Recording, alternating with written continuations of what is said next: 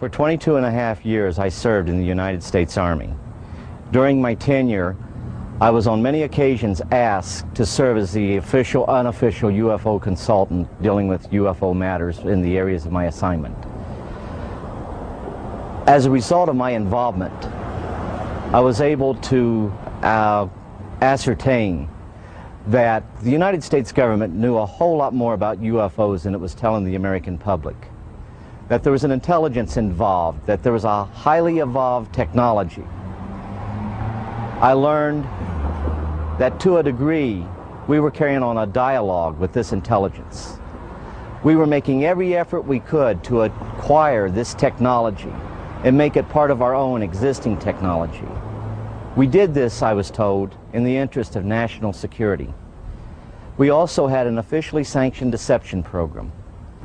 This was in total disregard as to the impact this would have on the individual witnesses and also on their families. This ultimately led to my disillusionment with the program and my involvement in it. I sincerely feel that no government has the right to destroy the lives of the people which it is supposed to serve. While I was in the military and I got to the point where I was no longer interested in trying to be part of the program and actually was going against the program, and I started to be very open and talking about what was going on. This resulted in every effort being made to try to destroy my military career. I was threatened and they even tried to force my military retirement, or I could face possible court-martial. These actions failed, of course, as you know. At one point, I even had an individual come up to me, point a gun at my head, and inform me we could have a training accident, and this would end this foolishness once and for all. I firmly believe that those of us that served in a capacity of the U.S. government in some form or fashion, and who were exposed to the truth, we have a moral obligation to the UFO witnesses, the real victims of the UFO phenomena, to expose once and for all this policy and to reveal the truth, and that is, we are not alone in the universe. Robert Dean has a list of credentials a mile long. He served 4 years from 1963 to 1967 at Supreme Headquarters Allied Powers, Europe, the military arm of NATO. He was an intelligence analyst with a cosmic top-secret clearance. Well, Don, it began for me in 1963 when I was assigned to the Supreme Headquarters Allied Powers in Europe. I arrived in the summer of '63 and I was assigned to the Operations Division. I was further assigned to what we call SHOC, the War Room, the Supreme Headquarters Operations Center. And at that time I was given a cosmic top-secret clearance, which was and still is the highest level of security access that NATO has. When I was assigned to the War Room, I learned that a study had been initiated in 1961, and everybody was talking about it. They were gossiping about it. And the subject was UFOs, and that intrigued me a bit. When that study was concluded in 1964 and it was published, and I was still working in the War Room at that time, I had access to this document. I had a chance to read it. And having been exposed to it, I must tell you honestly that my life has never ever quite been the same. Because I read first-hand reports, verifiable NATO military material that indicated that the UFOs were not only real, that they represented something far beyond anything I had ever imagined before. When the study was concluded in '64, they concluded that there were 4 different groups apparently coming and visiting us. Out of those 4 different groups, one group looked exactly like we do, so much so that they could sit beside you in a restaurant or in an airplane or in a theater, and you'd never know. And that particular point bothered the military guys a lot. The point being that some of these people from somewhere could be walking up and down the corridors of SHAPE headquarters, or they could be walking up and down the corridors of the Pentagon. One day at lunch, a lieutenant colonel made the remark, he says, "Jesus, do you realize they could even be in the White House?" And there was a little forced laughter at that point, I remember, because a lot of us over the years have had some misgivings about the occupants of the White House.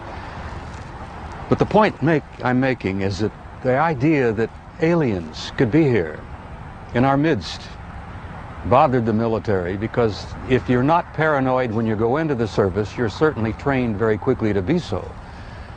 It's the nature of the military mind, I think, to be paranoid. But that was only part of the story. The SHAPE conclusions in '64 were that there were 4 groups that we knew of. They were apparently interplanetary. Some very likely were interstellar. They even concluded that some of them could be intergalactic.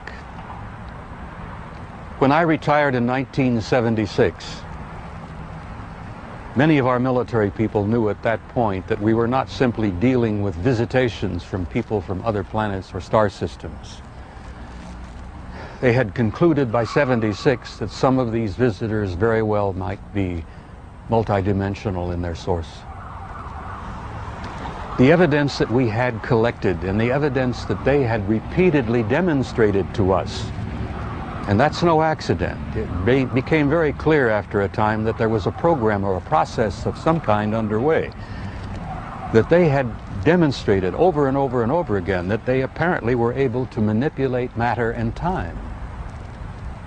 Now, this really shook up our scientists. There are a lot of new young scientists in particle physics today who talk about multiple dimensions. There's a brilliant young professor in New York by the name of Michio Kaku, who has written a brilliant book called Hyperspace, where they talk about 10 separate dimensions. I'm not enough of a physicist to try to explain to you what a dimension is, but the idea that there could be intelligences from somewhere else, from other dimensions, coming and going into our reality. It's been quite a shakeup in traditional science. I guess I speak out openly and bluntly about this because I feel so strongly about it. I violate my security oath every time I speak about it. I do it intentionally and I do it on purpose, because I feel so strongly that the American people not only have a right to know the truth, but they have a need to know the truth. The truth, Don, apparently is simply this, that we're not alone, we've never been alone. We are apparently part of an infinite universe filled with intelligent life. I find that exciting. It doesn't frighten me. The SHAPE study concluded in '64 that if they, whoever they were malevolent or hostile, that they could have taken this planet and cleaned it up and eliminated us, turned us into dog food or whatever, a long, long time ago. That the historical evidence indicates that they've been with us a long time, and I've concluded that we had what I like to call an intimate interrelationship with at least one of those groups, the group that looks exactly like we do. And that point is, I don't like the word alien. I don't think the term alien is appropriate at all here. I like to refer to them as family. We're related to them. I think they had a hand in our being here. And I think the time has come where we're about to meet our extended family. It's going to be very soon, and the people are not ready. And one of the reasons I do speak out so bluntly and so openly is if in some small way I can help people get prepared for this. Because I believe that this reality, once we have accepted it and understood it and gone beyond the fear, will bring about an expansion of consciousness in the human race that will truly help us and prepare us to go out there and take our rightful place in that infinite community of life.